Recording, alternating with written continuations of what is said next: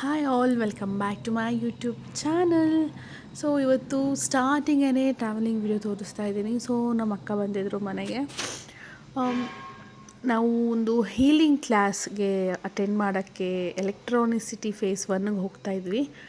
So ನನ್ನ voice ಎಲ್ಲ ಸ್ವಲ್ಪ ಚೇಂಜ್ ಆಗಿದೆ, ಕ್ಲಿಯರಾಗಿ ಕೇಳಿಸ್ತಿದ್ದೆ ಏನೋ ನನಗೆ ಗೊತ್ತಿಲ್ಲ. ಬಿಕಾಸ್ ಸ್ವಲ್ಪ ಕೋಲ್ಡು ಫೀವರ್ ಎಲ್ಲ ಆಗಿಬಿಟ್ಟಿತ್ತು, ತುಂಬ ಅಪ್ಸೆಟ್ ಆಗಿಬಿಟ್ಟಿತ್ತು ಹೆಲ್ತು.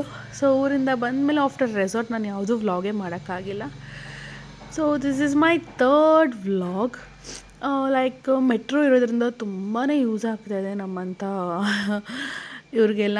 ಲೈಕ್ ಅಂದರೆ ಮೆಟ್ರೋ ಇರೋದ್ರಿಂದ ಟ್ರಾವೆಲಿಂಗ್ ಟೈಮ್ ಅದೇನಿದೆ ಅದು ತುಂಬಾ ಕಮ್ಮಿ ಆಗ್ತಾಯಿದೆ, ತುಂಬ ಈಸಿ ಆಗ್ತಾಯಿದೆ.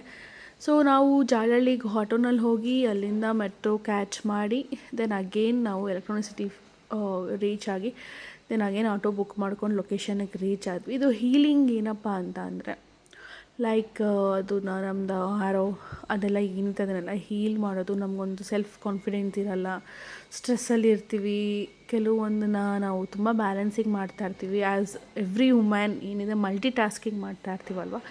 ಸೊ ಅದಕ್ಕೋಸ್ಕರ ಸ್ವಲ್ಪ ಹೀಲಿಂಗಿಗೆ ಹೋಗೋಣ ಅಂತ ಹೇಳಿ ನಾವು ಅಮೌಂಟನ್ನು ಪೇ ಮಾಡಿ ಹೋಗಿರೋದು. ಆ್ಯಂಡ್ ನಮಗೆ ತುಂಬ ಸ್ಯಾಟಿಸ್ಫ್ಯಾಕ್ಷನ್ ಆಯಿತು, to be frank.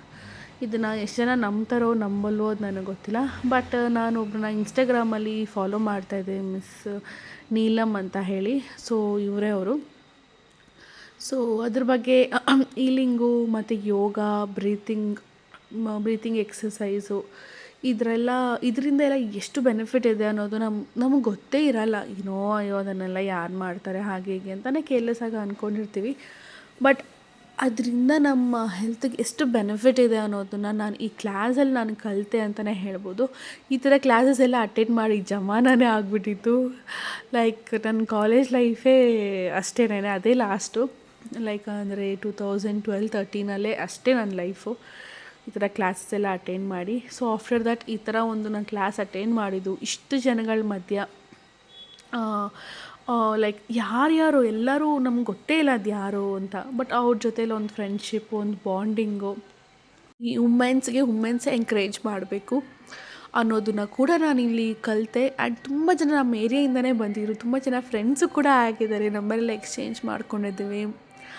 I am so happy. Like ಏನೋ ಗೊತ್ತಿಲ್ಲ, ಇಯರ್ ಎಂಡಿಂಗಲ್ಲಿ ನಾನೊಂದು ಒಳ್ಳೊಳ್ಳೆ ಡಿಸಿಷನ್ನ ತೊಗೊತಾ ಇದ್ದೀನಿ ಅಂತ.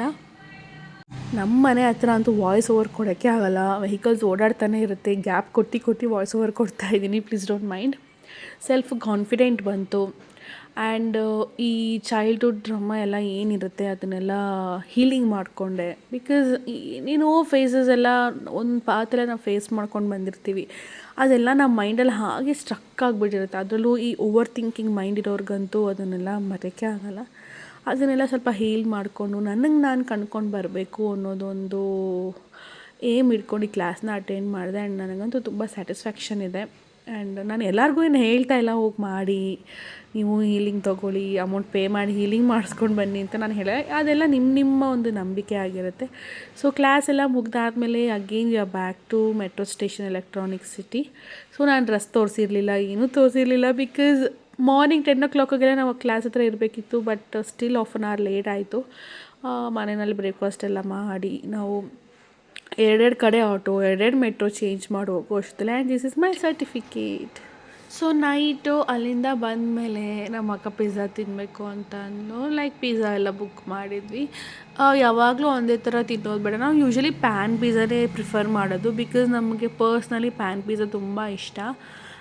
ಪ್ಯಾನಲ್ಲಿ ಲೈಕ್ ಪನ್ನೀರು, ಸ್ವೀಟ್ ಕಾರ್ನು ಅಂಥದ್ದೇ ಇಷ್ಟ ಆಗ್ತಿದೆ. ಸೊ ಈ ಥರ ಸ್ವಲ್ಪ ಡಿಫ್ರೆಂಟಾಗಿ ಟ್ರೈ ಮಾಡೋಣ ಅಂತ ಹೇಳಿ ಅದೇನೋ 6+1 ಸಮಥಿಂಗ್ ಅದೇನೋ ಇದೆಯಲ್ಲ, ಅದನ್ನು ನಮ್ಮ ಅಕ್ಕ ಬುಕ್ ಮಾಡಿ ತರಿಸಿದ್ವಿ.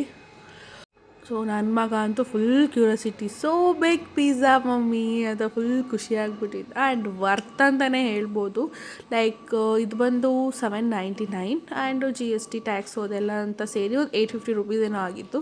ಬಟ್ ಆರಾಮಾಗಿ ಏನು ಗೊತ್ತಾ, 5-6 ಜನ ತಿನ್ಬೋದು.